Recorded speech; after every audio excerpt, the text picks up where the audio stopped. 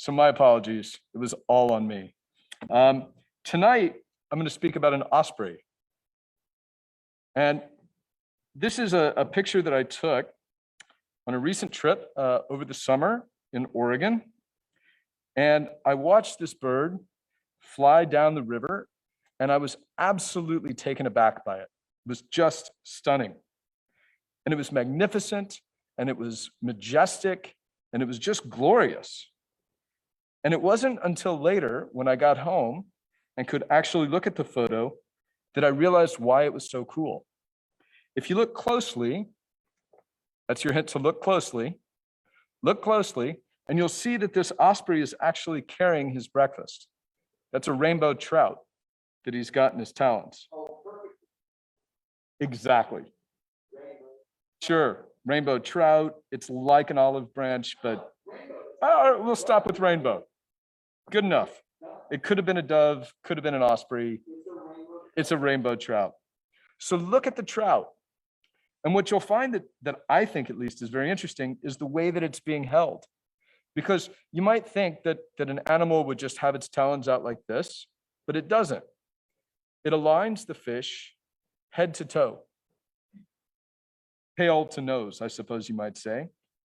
And what he's doing is he's creating a more aerodynamic way of carrying the fish, because the osprey is a pretty good sized bird. It's about a 3-pound bird, but he's actually able to carry a fish that weighs more than he does.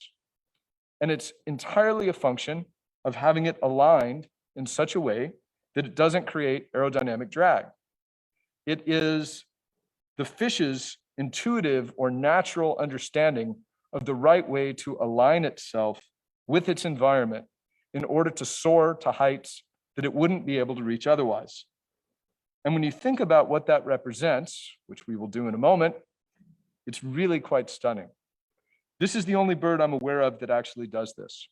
And it is quite a statement to be able to see that thing flying through the air and to know that it's thinking about what it's doing. It's finding alignment in a way that I find very, very inspirational. So let's talk about inspiration. Much of my inspiration begins in the morning with the recitation of the Shema. And about 99 times out of 100, I actually recite the Shema outside on a trail, because that's where I find myself on most days. And that's where I draw my inspiration. And that's where I find that what I like to do in my day, which is actually the dictation of these drashot, I do into my phone as I'm walking down the trail right after having recited the Shema. And so there's a line in the Shema, which we'll repeat in a minute, where we say, Uvlechtecha baderech, when you go on your way.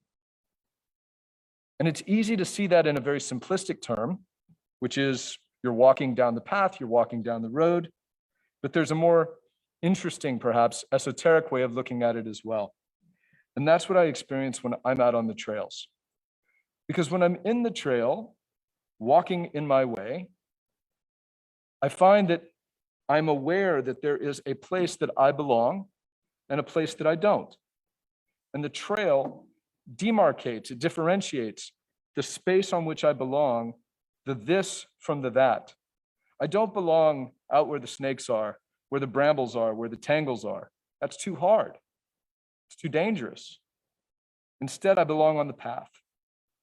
And similarly, on that path, I have vision and I have perspective, that if I were bushwhacking through the weeds or crawling through the mud, or even on a very narrow trail through the trees, I wouldn't have. It's only when I'm out in that broad area that I'm able to look up and see a bird like this. The trail, baderech, in the trail, is the place where I am able to experience what it is that the Shema is all about.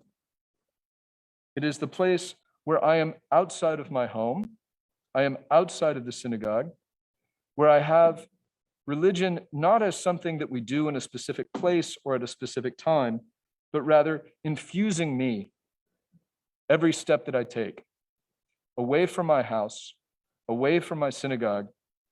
I am able to incorporate that into my life in a very, very meaningful and very different way. That to me is what baderech, being on the trail, being on the path, is really all about.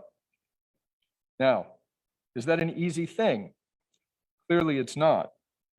Any more than watching an osprey take a fish out of a running stream where the water is absolutely opaque is easy for us to understand. How can he possibly do it? I mean, think about how many scores of yards this bird is up in the air. It's moving, the fish is moving, the light is playing across the water, and yet somehow he knows how to do it. And again, I think that there is an analog for us. Because for us, to walk on the trail can oftentimes be challenging. It's rocky, it's hot, there are hills, it's tough. So what do we have that guides us? Well, we have Torah. Torah is not only the path on which we walk, but it's the system of guardrails. It is the system of destinations, the points along that path that we follow from week to week, from season to season, from year to year. So for me, this week is really a continuation of much of what we discussed last week, the Shemitah and the release. Because if you think about release, what I talked about last week, giving up of agency and simply allowing things to, in a sense, lie fallow, allowing things to adopt their normal course. What's more natural than the aerodynamic drag that's eliminated by turning a fish in a particular direction? In other words, even the bird understands how to find alignment. So maybe we can too. That's what I hope that you'll take away from this Osprey this week. As we move into the Shemitah year, think about how you can find that alignment. How can you release the things that otherwise might entangle you? How can you find a way to simply walk down the path where it's clear, where it's unobstructed, where it is natural and easy and alluring? Grounded, fly high. Shabbat shalom.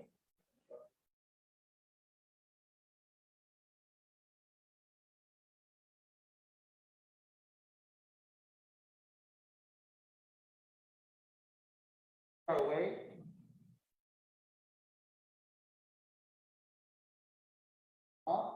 We're on page 39.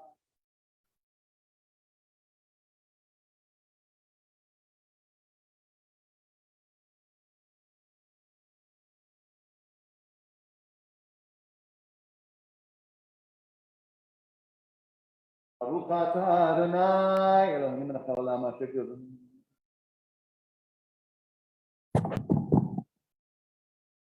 מעביר יום ומעביר לילה ומבדיל בין